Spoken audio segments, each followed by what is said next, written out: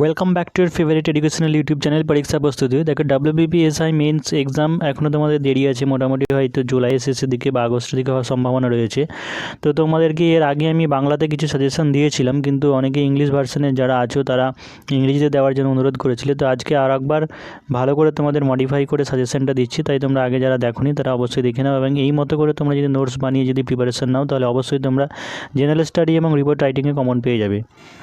তো দেখো, প্রথমে জেনারেল স্টাডি প্রথমে আছে যেটা হচ্ছে হিস্ট্রি থেকে তোমাদের যে এনসিয়েন্ট ইন্ডিয়া মানে পুরনো যুগের ইতিহাস যেটা, সেটা পড়ার দরকার নেই। তোমার ইন্ডিয়ান ন্যাশনাল মুভমেন্ট এটা শুধু করলেই হবে, অর্থাৎ ভারতের স্বাধীনতা সংগ্রামের ইতিহাস যেটা সেইটা। তো মোটামুটি সিপাহী মিউটিনি যেটা 1857 থেকে পড়লেই হবে, কিন্তু তবুও যদি রিস্ক না দিতে যাও তাহলে সেই ক্ষেত্রে পলাশির যুদ্ধ বা বক্সারের যুদ্ধ সেইটা একটু পড়ে নিতে পারো, আর একটু ওটা শুধু পড়লেই হবে, তাছাড়া আর অন্য আর তার মাঝে পড়া দরকার নেই। তারপর হচ্ছে সিপাহী মিউটিনি 1857, কজ এফেক্ট ইম্পর্টেন্স, অর্থাৎ কারণ কী, তারপরে কী প্রভাব পড়েছিল এইগুলো বা ব্যর্থতার কারণ এই সমস্ত। আর তারপরে পয়েন্ট আছে ইন্ডিয়ান ন্যাশনাল কংগ্রেস, এটা খুব ইম্পর্টেন্ট আছে, অর্থাৎ ইন্ডিয়ান ন্যাশনাল কংগ্রেস যে স্থাপনা হয়েছিল মানে প্রতিষ্ঠা হয়েছিল, তারপর থেকে তার পটভূমি কী ছিল, গুরুত্ব কী ছিল এবং কোথায় কোন অধিবেশন হয়েছিল, এই পুরোটা একটু পড়ে রাখবে, কারণ এটা খুবই ইম্পর্টেন্ট একটা চ্যাপ্টার। তারপরে যে নন কোঅপারেশন অর্থাৎ অসহযোগিতা, তারপর ডিসওবিডিয়েন্স মুভমেন্ট, অহিংস অসহযোগ আন্দোলন যেটা আছে গান্ধীজির, সেই আন্দোলনগুলি। তারপর যে কুইট ইন্ডিয়া মুভমেন্ট, ভারত ছাড় আন্দোলন, এটা যদি একবার পড়েছিল তাও একবার দেখে নেবে, একটু অন্যভাবে ঘুরিয়ে আসতে পারে। তো বোট মিউটিনি এটা একটু ভুল হয়ে গেছে, মানে প্রথমে আর মনে পড়ছিল না যে নৌ বিদ্রোহ কী বলে, এটা নাভাল মিউটিনি হবে। তারপর যে Gandhiji's and Subhashchandra's contribution on Indian national movement, অর্থাৎ ইন্ডিয়ান ন্যাশনাল মুভমেন্ট ভারতের স্বাধীনতা সংগ্রাম বলবে, আর গান্ধীজি বা সুভাষচন্দ্র বসুর নাম থাকবে না, সেটা কি হয়? সেই জন্য এই দুজন কিন্তু ব্যক্তির কিন্তু অবশ্যই ভালো করে কিন্তু পড়ে রাখবে। তোমরা হয়তো অনেকেই অনেক কিছু পড়ছো, কিন্তু আমি বলছি কারণ এত ভাস্ট সিলেবাস জেনারেল স্টাডি, তো এত ভিতর থেকে পড়ার কোনো দরকার নেই। জাস্ট যে টপিকগুলো বললাম এই টপিকগুলোর মধ্যেই আসবে, যেগুলো হাইলাইটেড পয়েন্ট, যেগুলো একটু মুভমেন্ট, সেইগুলো থেকেই পড়বে, আর ভেতর থেকে আসবে না। তারপর হচ্ছে এনভায়রনমেন্টাল স্টাডিজ, এইটা খুব ইম্পর্টেন্ট পোর্শন, এইখান থেকে কিন্তু দুটো প্রশ্ন আসবেই। আর এনভায়রনমেন্টাল স্টাডিজে কিন্তু তোমার green house effect, global warming বাদ দিয়ে হয় না, তাই অ্যাসিড রেন, ওজন ডিপ্লেশন, তারপরে green house effect, global warming, আর এই পরিবেশ সংক্রান্ত বিষয় নিয়ে যে সমস্ত চুক্তিগুলো হয়েছিল বা সম্মেলনগুলো হয়েছিল, যেমন আর্থ সামিট, মন্ট্রিল কিয়োটো প্রোটোকল, তারপরে তোমার পলিউশনের মধ্যে যেটা ওয়াটার, এয়ার, সাউন্ড পলিউশন, এর আগেবার তোমাদের জল দূষণের কারণ ফলাফল পড়েছিল, তো এবার কিন্তু এয়ার পলিউশন কিন্তু খুব ইম্পর্ট্যান্ট আছে। সেই সাথে তোমাদের biodiversity importance, cause and decrease and its impact on ecosystem, অর্থাৎ বায়োডাইভার্সিটি জৈব বৈচিত্র্যের যে গুরুত্বটা, তারপরে কেন কমছে, জৈব বৈচিত্র্য হ্রাসের কারণ কী, তারপরে বাস্তুতন্ত্রের উপরে কী প্রভাব পড়বে ইকোসিস্টেমের উপর। এই জিনিসটা হচ্ছে রিনিউয়েবল এনার্জি, অর্থাৎ পুনর্নবীকরণযোগ্য যে সমস্ত উৎসগুলি আছে, যেমন বায়ুশক্তি, সূর্যশক্তি, এই সমস্ত সৌরশক্তি, জলভাটা শক্তি, এইসবগুলো। তারপরে প্রসেস অফ ওয়াটার রিজার্ভেশন, এইটাই কিন্তু খুব ইম্পর্ট্যান্ট আছে, বা কনজারভেশন মানে জল সংরক্ষণ, কী উপায়ে জল সংরক্ষণ করা যায়, এই কোশ্চেনটা কিন্তু খুব প্রবল সম্ভাবনা রয়েছে পড়ার। তারপরে চলে আসছি ইন্ডিয়ান পলিটি বা কনস্টিটিউশন, এটা থেকে কিন্তু অবশ্যই কোশ্চেন আসবেই। তাই ফিচার্স অফ ইন্ডিয়ান কনস্টিটিউশন, অর্থাৎ ইন্ডিয়ান কনস্টিটিউশনের বৈশিষ্ট্য কী, তারপর হচ্ছে প্রিমবেল প্রস্তাবনা, তারপরে সিটিজেনশিপ, তারপরে কন্ডিশনস, অর্থাৎ নাগরিক হতে গেলে, ভারতের নাগরিক হতে গেলে কী কী দরকার, আর কন্ডিশন মানে কী কারণে কোনো নাগরিক তার নাগরিকত্ব হারাতে পারে। তারপর হচ্ছে ফান্ডামেন্টাল রাইট, অর্থাৎ ফান্ডামেন্টাল ডিউটি মানে মৌলিক অধিকার, মৌলিক কর্তব্যগুলি কোনগুলি আছে, যেমন 6টা মৌলিক অধিকার আছে, 11টা মৌলিক কর্তব্য আছে। তারপরে পার্লামেন্টের রাজ্যসভা, লোকসভা মেম্বার মানে যারা সদস্য হয় তাদের ক্রাইটেরিয়া মানে কী যোগ্যতা লাগে, ম্যাক্সিমাম স্টেট, কতগুলি সর্বোচ্চ সিট থেকে তাদের কাজ কী, পাওয়ার বা ক্ষমতা। হচ্ছে প্রাইম মিনিস্টার, প্রেসিডেন্ট, ক্রাইটেরিয়া, পাওয়ার এটসেট্রা, অর্থাৎ প্রধানমন্ত্রীর কাজ কী, তারপরে রাষ্ট্রপতির ক্ষমতা কী, এটা কিন্তু খুব ইম্পর্ট্যান্ট রয়েছে এবারের জন্য। তারপর হচ্ছে ফাংশন অফ সুপ্রিম কোর্ট, তো সুপ্রিম কোর্টের কার্যাবলীটা কী, এটাও কিন্তু খুব ইম্পর্ট্যান্ট আছে। আর একটা যেটা লেখা হয়নি, ইন্ডিয়ান পলিটির মধ্যেও পড়ে বা কারেন্ট অ্যাফেয়ার্সের মধ্যেও পড়ে, তো সেটা হচ্ছে লকডাউন, যে লকডাউনটা কি ভারতের কোথাও সংবিধানের কি জায়গা আছে, মানে ভারতকে মানে কি সংবিধানে কি আইন আছে যে লকডাউন করতে পারে? কারণ এটা একটা ফান্ডামেন্টাল ডিউটির মধ্যে পড়ে, যে ফান্ডামেন্টাল রাইটের মধ্যে পড়ে যে কোনো ব্যক্তি ভারতের ভূখণ্ডে যে কোনো জায়গায় অবাধে বিচরণ করতে পারবে। তো সেই ক্ষেত্রে কি এটা কিন্তু বিরোধিতা করা হচ্ছে, তো সেই ক্ষেত্রে কোন আইনের বলে তারা লকডাউন ঘোষণা করতে পারে কেন্দ্র বা রাজ্য সরকার, এই ব্যাপারটা নিয়ে কোশ্চেন আসতে পারে। তারপর হচ্ছে জিওগ্রাফি, তো জিওগ্রাফি পড়ছে না, জিওগ্রাফি অফ ওয়েস্ট বেঙ্গল আর ইন্ডিয়া। এর আগেবার কিন্তু তোমাদের ওয়েস্ট বেঙ্গলের কিন্তু 10টা পয়েন্ট, ভূপ্রকৃতি, নদ নদী, পাহাড় পর্বত, খনিজ সম্পদ, এইভাবে 10টা পয়েন্ট পড়েছিল। তো এবারে কিন্তু ওই ওয়েস্ট বেঙ্গলের জিওগ্রাফি, যেহেতু ওয়েস্ট বেঙ্গলের পরীক্ষা, তো ওয়েস্ট বেঙ্গলের পয়েন্ট নিয়েই কিন্তু আসতে পারে। তো এবার বড় বড় করে পয়েন্ট দিতে পারে, হয়তো খনিজ সম্পদ বা নদ নদী সম্পর্কে বা শিল্প সম্পর্কে। তো ওয়েস্ট বেঙ্গলের জিওগ্রাফিটা কিন্তু পড়তে হবে ভালো করে। আর সেই সাথে তাহলে এবার যেহেতু এবার ওয়েস্ট বেঙ্গল পড়ে গেছিলো, তাই ইন্ডিয়াটা কিন্তু এবার পড়ে রাখবে। এরিয়া, বাউন্ডারিজ, রিভার্স, তারপরে হচ্ছে weather, cultivation, minerals, industry, economic, tourist place, travelling etcetera. আর causes of variation of population, অর্থাৎ জনঘনত্বের তারতম্যের কারণটা কি, আর কজেস অফ আনএমপ্লয়মেন্টের কারণটা কি, এটা একটু পড়ে রাখবে। সেই সাথে জিওগ্রাফি থেকে যেটা বাদ গেছে সেটা হচ্ছে ভূমিকম্প, আর্থকোয়েকটা বাদ গেছে। আর্থকোয়েকটা এবার খুব ইম্পর্ট্যান্ট আছে, কারণ এর আগেবার তোমাদের সুনামি পড়েছিল, তাই সেই সম্পর্কে কিন্তু আর্থকোয়েকটা পড়তে পারে। তারপর হচ্ছে লাইফ সায়েন্সে দেখো নিউট্রিশন। লাইফ সায়েন্সে অন্য কোনো চ্যাপ্টার অতটা ইম্পর্ট্যান্ট না, কিন্তু নিউট্রিশন এইটা কিন্তু খুব ইম্পর্ট্যান্ট রয়েছে। নিউট্রিশনে কার্বোহাইড্রেট, প্রোটিন, ফ্যাট, ভিটামিন, এর আগেবার তোমাদের যে কোনো 5 প্রকার ভিটামিন সম্পর্কে পড়েছিল। তো কার্বোহাইড্রেট, প্রোটিন, ফ্যাট এইসবগুলো করে রাখবে। আর মিনারেলসটা মানে যে সমস্ত খনিজ মৌলগুলো দরকার দেহের জন্য, সেই সব খনিজ মৌলগুলোর কাজ কী সেইটা। তারপরে যে আমাদের জীবনে মানে মানবদেহের যে গঠনটা বা যে বিভিন্ন উপাদান আছে, মানে ব্লাড, তারপরে হার্ট, কিডনি, বিভিন্ন অঙ্গ যেগুলো আছে গুরুত্বপূর্ণ অঙ্গ। তারপরে এটা হিট না, এটা হেড হবে, মাথা, তারপরে আই, চোখ, hormones, virus, bacteria, antibiotic, disease cause, virus, bacteria, এইসব। এবার ভাইরাস, ব্যাকটেরিয়া এখান থেকে কিন্তু কোশ্চেন আসে। অ্যান্টিবায়োটিক সম্পর্কে এর আগে 2013 সালে তোমাদের কোশ্চেন এসেছিলো। অ্যান্টিবায়োটিক কী, অ্যান্টিবায়োটিকের বেশি ব্যবহারের ফলে কী সাইড এফেক্ট হতে পারে।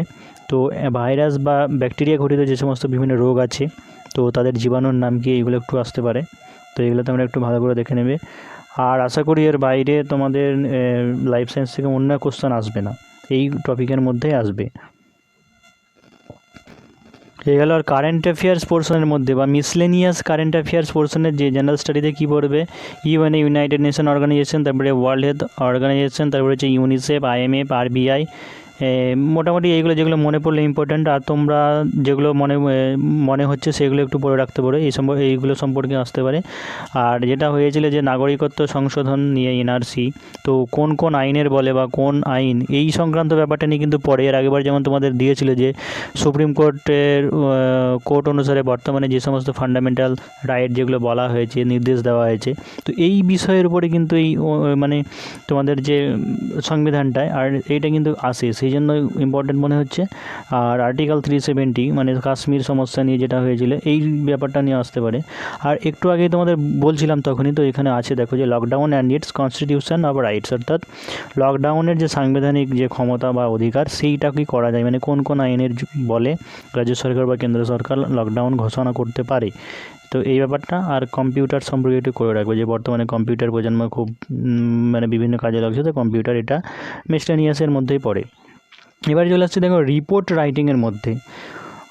অন্যান্য রিপোর্ট রাইটিং এখানে 9টা টপিক আছে, 9টা টপিকের মধ্যে আবার সাব টপিক আছে, তো এইগুলো করলেই পেয়ে যাবে। যেমন প্রথমে আছে দেখো প্লাস্টিক পলিউশন, এবার জন্য খুব ইম্পর্ট্যান্ট।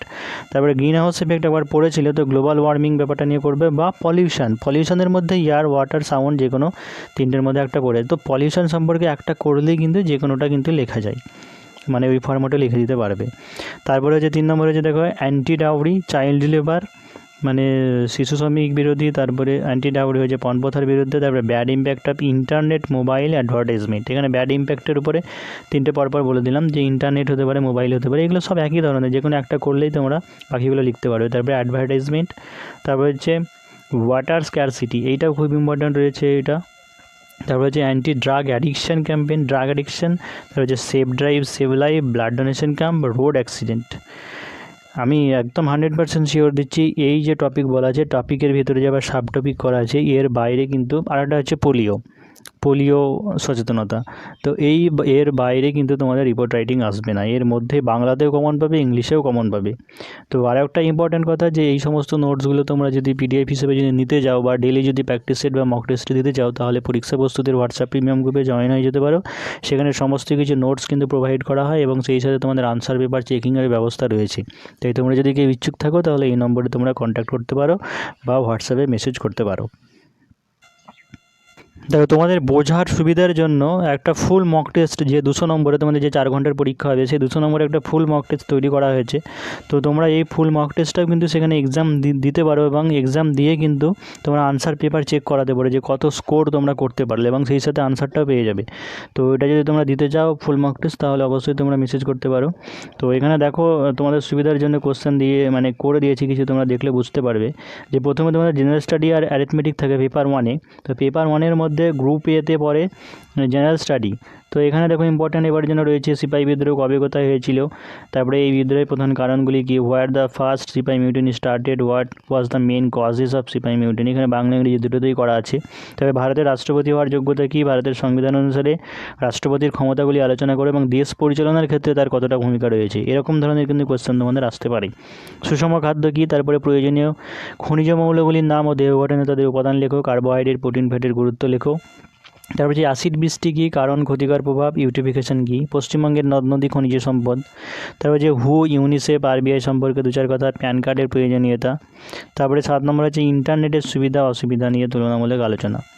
এবার ম্যাথামেটিক্স অ্যান্ড রিজনিং কিন্তু পার্ট বিতে পড়ে। তো ম্যাথামেটিক্সে দেখো কম্পাউন্ড ইন্টারেস্ট কিন্তু খুব ইম্পর্টেন্ট মানে কম্পাউন্ড ইন্টারেস্ট থেকে কিন্তু আসবে। তো আমি আর বলছি না, তোমরা একটু দেখে নিতে পারে কোশ্চেনগুলো।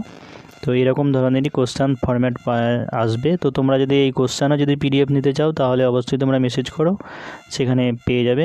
এই নম্বরে তোমরা মেসেজ করতে পারো। তো এখানে দেখো ইংলিশ, জিআই সবই আছে। এবার পার্ট 2টাও আছে। তোমাদের পার্ট 2 পেপারে যে বাংলা থাকবে, বাংলায় তোমাদের 2টো প্রতিবেদন লেখা থাকবে। তো এখানে দিয়েছি দেখো গ্রিন হাউস এফেক্ট সচেতনতা বিষয়ক প্রতিবেদন। এখানে লেখা থাকে যে স্থান কাল ঘটনার বিবরণ, বক্তব্য, তারপরে হচ্ছে আধুনিক জীবনের প্রভাব, তারপরে আধুনিক জীবনে বিজ্ঞাপনের প্রভাব, তারপরে প্লাস্টিক বিরোধী অভিযান। 3টে দিয়েছি, যে কোনো 2টো করতে হবে। তো এই 3টের মধ্যে তোমরা কমন পাওয়ার চান্স খুবই রয়েছে এবার। তারপরে ট্রান্সলেট, এরকম একটা ইংরেজি প্যারাগ্রাফ থাকবে, সেটাকে ট্রান্সলেট করতে হয়। তারপরে হচ্ছে ইংলিশের ক্ষেত্রে দেখো এর আগেবার তোমাদের রিপোর্ট দিয়েছিল, কিন্তু এর আগেবার তোমাদের রিপোর্ট দেয়নি, তোমাদের এসে টাইপের দিয়েছিল। তো রিপোর্ট টাইপেরই পড়বে তার কোনো মানে নেই, এসে টাইপের দিতে পারে। সেই জন্য আমরা প্রথমে একটা কোশ্চেন দিয়েছি ড্রাফটিংয়ের report, rapid increase of cellphone usages specially in students community, এটা একটা দিয়েছি। আর এটা আছে অ্যান্টি সাউন্ড পলিউশন ক্যাম্পেইন, এটা একটা দিয়েছি। তারপরে তোমাদের একটা পেসি লেখা থাকবে এরকম। তো এই যে প্যারাগ্রাফটা আছে সেটার পেসি লিখতে হবে। আর এরকম একটা তোমাদের বাংলা দিয়ে দেবে, বাংলা থেকে তোমাদের ইংরেজি করতে হবে, বেঙ্গলি টু ইংলিশ। আর তারপরে শেষ ইংলিশ পোর্শনে যেটা থাকবে সেটা হচ্ছে তোমাদের ফ্রেজ দিয়ে সেন্টেন্স তৈরি করতে হবে এবং সিনোনিম বা অ্যান্টোনিম থাকতে পারে। এখানে লাস্টে 5, 5, 10 নম্বর। তো এই তোমাদের ফুল মক টেস্টের কোশ্চেন। তো তোমাদের যদি ভিডিওটা ভালো লেগে থাকে তাহলে অবশ্যই তোমরা বন্ধুদের সঙ্গে শেয়ার করো এবং সাবস্ক্রাইব করে, যাতে আমি নতুন কোনো ভিডিও দিলে তোমরা সেগুলো দেখতে পাও। আর তোমরা যদি এই সমস্ত নোটস পিডিএফ আকারে নিতে চাও বা মক টেস্ট দিতে চাও তাহলে অবশ্যই এই নম্বরে কন্ট্যাক্ট করতে পারো।